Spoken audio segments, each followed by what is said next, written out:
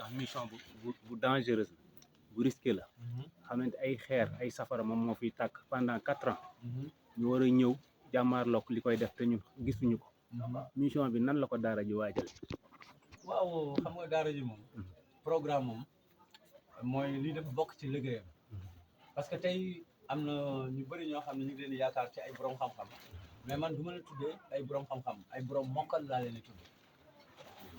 mokkal alquran tafsir ko jàng téere yëpp kooku mokkal la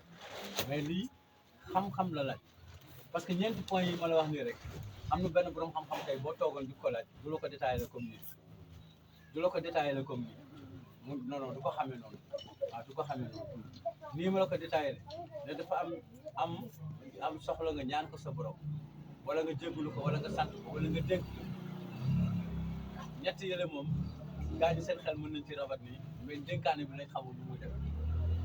incha allah maanaam te koy dénk da ngay dénk ko wóor mu noonu waajal gi nag comme naka lañ koy waajale ci naka boo waree ñëw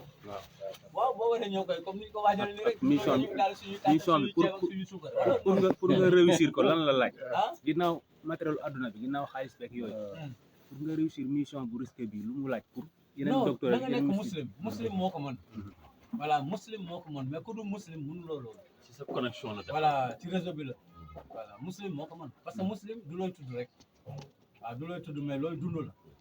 mu noonu incha allah gisuloo xale yi ñu àndal ñi ay meeb lañu waaw ñi ay meeb lañu fu mu nekk ni tey ji yàqkat yi ñoom seen wàllu bopp am na nu muy demee léegi dañu fi bàyyi visé xale yi parce que am na xeeti jaan yoo xam ne foofu la ñuy yaakaar daal am na xeeti jaan yoo xam ne bu lay màtt doo ko gis te dëkk boo dem am na dëkk boo dem am na mooy jaanu jinne li ñuy wax jaanu jinne daf ci am yoo xam ne c'est invisible nit ki day jékki-jékki rek wàccu rek dee